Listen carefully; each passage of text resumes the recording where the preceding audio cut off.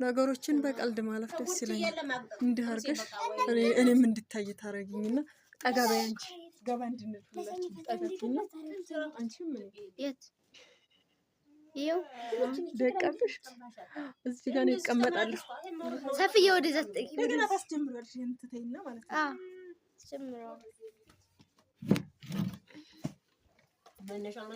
እኔ ከፍቼዋለሁ። እሺ ዛሬ ደግሞ እንግዲህ የት መሰላችሁ የሄድኩት? በአባዶ ጂ7 አካባቢ ወደ ላይ ሄጄ ነው።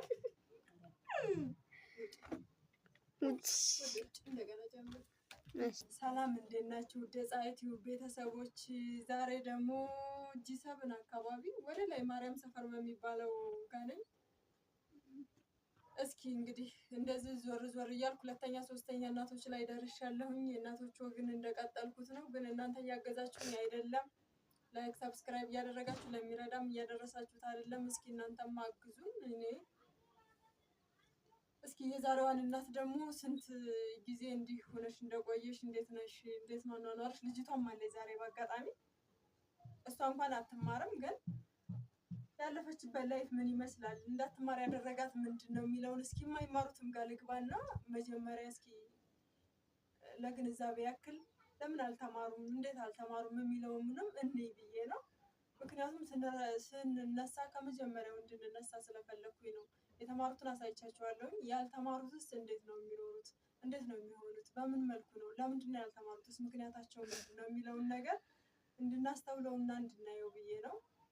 እስኪ ዛሬ ደግሞ እንግዲህ እዚህኛው ቤት ተገኝቻለሁኝ። አልተማረችም፣ ግን እዚህ ደርሳለች። እግዚአብሔር ይመስገን። በእርግጥ እንትን ናት፣ ደህና ናት። አያዟ ምናምን አሪፍ ነው፣ ደስ ይላል። ግን እስኪ ለምን የሚለውን ጥያቄ እንጠይቅና አብረን የሚቀጥለውን ታሪክ እናያለን። ተከታተሉ እንላለሁ። እንዴት ነሽ? ያንቺንም ስም አላውቀውም፣ ግን ስንታየው መለሰ እባላለሁ። እሺ ስንታየው እንዴት ነሽ?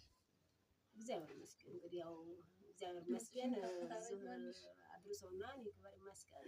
መቼም እስኪ እሷን ታሪክ ማን ነበር ያልሽኝ? እሷን ሰፊ ጸጋ ነው። ሰፊ ጸጋ በሰፊው ጸጋ ተሰጥታኛለች ብለሽ ነው ስም ያወጣሽላት? ሰፊ ጸጋ ብለሽ ብዙ ነበር እንግዲህ እኛ ያሰብነው፣ ግን እንደዚህ ስትል በቃ ያው አያቷ ሰፊ ነች ብያታለሁ። እኛማ ብዙ ነው ያወጣነው። ተው በቃ ተሳስን ጸጋ ብለሽዋል። እሺ በቃ እውነትም ያዩዋ ሰው ይችላል። እውነትም ሰፊ ነች ነው የምትባለው። በቃ በዛው ሰፊ ሆነ ያየነው።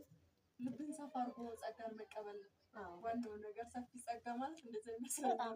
እመቤቴ የተሰጠሽን ጸጋ እኔ አሁን ያው ጸጋዬ ነው የምለው እንጂ ከመድኃኒዓለም የተሰጠኝ ጸጋ ነው በቃ ብዬ ስለማምን ማለት ነው። አንቺ ደግሞ ሰፊ ጸጋ ተገጣጣምን ብዬ ነው።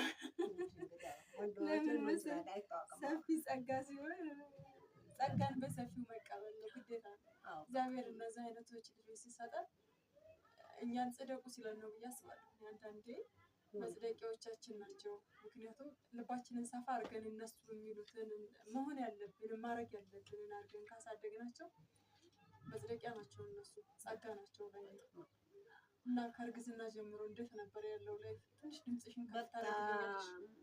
ከእርግዝናዬ እንግዲህ በጣም የዛን ጊዜ ወጣት ላይ እንደፈለኩ ነው የምሮጠው። ግን የእሷ ጊዜ በቃ ገና እርግዝ ስትባል ከሆዴ በቃ ስታርፍ ማህፀኑ ሲያርፍ ማለት ነው በቃ መንቀሳቀስ ያቅተኛል። እንደ ልብ ድካም ነገር ግን ተኝቻለሁ። እየደከመኝ ልቤ ድክም እያለኝ እንቀሳቀሳለሁ። በግብርና እሰራለሁ። በቃ የተመረጠ ነበር መተዳደሪያ ግብርና ነበር የምተዳደረው። ግን መሄድ እያቃተኝ በቃ የግድ ከዛች ስራ ሄጄ ከብድሽ ነበር ጽንሱ? አዎ በቃ ክትትል አላደረግሽም ሐኪም ቤት ሄደሻል? የዛን ጊዜ ብዙም የለም ክትትል የለም። ብዙም የለም። ስንት ዓመቷ ነው? 26 ዓመቷ። 26 ዓመት ምን ለእግዚአብሔር ምን ይዋሻል? ምንም ላንቺ ካላንቺ ለማንም አልዋሽም።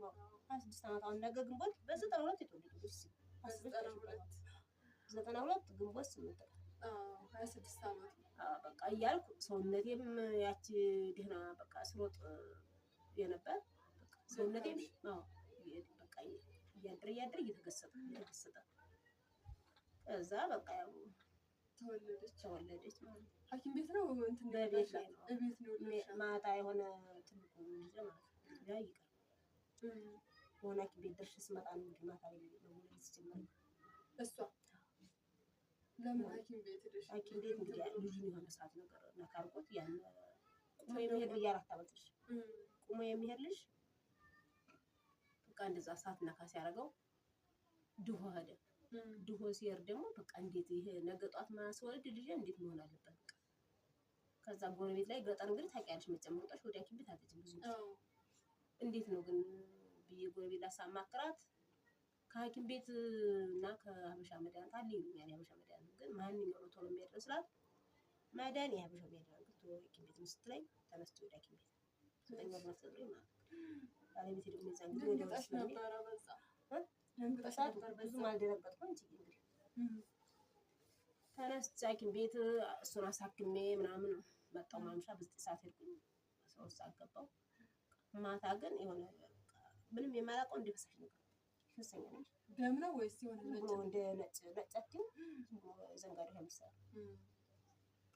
ከዛ ምንድን ጉድ ነው ብዬ በቃ ለባለቤቴ እና ስነግራት ምንድን ነው ይሄ እንደዚህ የሆነ ስላት አይዞሽ ምናምን ብላ እሷ ራሷ ደንግጣ አይዞሽ ምናምን አለች። አበረታታኝ። ከዛ ምንም አልተሰማኝም ግን ፈሳሽ ፈሰኛ እኮ ደግሞ ያራጥኝ ሰው ራሱ መቆም አልቻለም። ከዛ 9 በዶሮ ጨዋታ ላይ ነው መሰለኝ መጣ አልቆየም በዛው ማለት ነው። በዛው ማታ እንደዛለኝ ማለት ነው። ስትወለድ እንደዚህ መሆኗ ይለያል ያስታውቃል። እንዲባል ይለያል ህፃን ስትወለድ በቃ ከሆዴ ራሱ ማለት ብዙ ጊዜ ለመገላጥ ራሱ ደካማ ነሽ ነው አትገላጥ። ግን እኔ እዛን ጊዜ ወጣት የምመራቅ ምን ትሆናለህ ብዬ ብቻ አታስቢውም ሲጀመር ይመጣብኛል ብሎ ማንም አያስብም። ወጣት ነኝ መጀመሪያም ደግሞ ልጅ ከዛ በቃ ያንን በዶሮ ጨዋታ ቶሎ ተወለደች። ከተወለደች ጀምሮ ግን አለቀሰኝ። ማልቀስ ወግ ነው አይደል? ወዲያው እንደው እሷ ግን ሙሉ ቀን አለቀሰች። ሙሉ ቀን ስታለቅሷል። ምን እናርጋት ብናነሳ ብንጠበቅ ሙሉ ቀን ስታለቅሷል። ከዛ በኋላ ምናልባት እጇን እናንተን የሆነ ነገር አልነካችኋት ነው እንዴ? ማለት ሴትዮቱ ደግሞ አዋላጅ ናት። እዛ የገጠር አዋላጅ ናት። የገጠር አዋላጅ ናት። እንግዲህ ምን ማለት ነው? የገጠር አዋላጆች ከኛ በላይ እየቀሩ መንግስት ገብተው ከሚሰሩት ነርሶች በላይ ይቅርታ አድርጉልኝና የገጠር አዋላጆች በጣም ሲስተም አላቸው። ለወቅት ፈልጌ አይደለም እነዚህ ሐኪሞችን ግን እነዚያ የገጠር አዋላጆች እውቀት አላቸው። ከእውቀት አንፃር ብዙ ነገር ይሰራሉ ብዬ አስባለሁ። ያው ግን አንዳንዴ ደግሞ በሕክምና ስህተት ብዙ ችግር ይፈጠራል ብዬ ስላሰብኩ ነው። አንደኛ ገጠር ላይ ስለወለድሻት ልምድ ቢኖራትም አጋጣሚ እንደው ሳታውቀው ሳብ ካረገቻት ነርቫ ልትነካብሽ ትችላለች። ነርቫ ላይ ችግር ካለ እጇንም እንደዚህ ሰውነቷም እንዳይንቀሳቀስ የሚያደርገው ብዙ ጊዜ የነርቭ ችግር ነው ይባላል። እሱ ከሆነ ብዬ ፈርቼ ነው እኔ እንደዚህ የጠየኩሽ። እንደው አይመስለኝም አንቺዬ በቃ ግን በቃ እንደዚህ ነው ምናምን እንዲሆናብሽ ነው ሲሉኝ በቃ የዛን ጊዜ እውነትም ምርር ብላ በቃ ያለቀሰችው እድሏ እየተነገራት ነው እንዴ ብዬ ነው የማስበው። የዛን ጊዜ ሙሉ ቀን ከዛ በኋላ ግን ጦጥቢ አልጠባም። እኔ ደግሞ እንግዲህ በቃ እንዴት ምን ሆነብኝ ሴት በመወለዴ ደስ ምን እያለ ማለት ነው። ጥቢ ብትባል ስንተኛ ልጅ ነበር? ሶስተኛ ልጅ። ሁለቶቹ ጤነኛ ናቸው። እንግዲህ እስኪ እነዛንም በቤት ነው የወለድኩት ማለት ነው። ቤት ነው የወለድሻቸው እነዛን? በቃ ምን አታውቃትሽ ብቻ ነው እንደምትጀምር እና በስንት ጊዜዋ ነው እንደዚህ መሆኗን ያወቅሽው? በአመቷ ላይ የአመት ልጅ ስቆን በቃ የ6 ወር ማይ በ2 ወር እንግዲህ ያዋጭራሉ ልጆች። ከኔ ጓደኛ ላይ 40 ቀን የሚበልጥ ልጅ አለና ከጎረቤት ያለ አንተ ታስተኛው ያዋጭራል። እሷ ግን አታዋጭም። ዝም አይወራጭም ሰውነቷ። በቃ ሰውነቷ አይወራጭም። ስትጠባም ለየት ይላል። ጡቷ አጠባው ስትጠባ ለምትለው በቃ እንደ ልጅ አትወስደውም። ስትጠባ ራሱ በሩቅ ትሰማለች።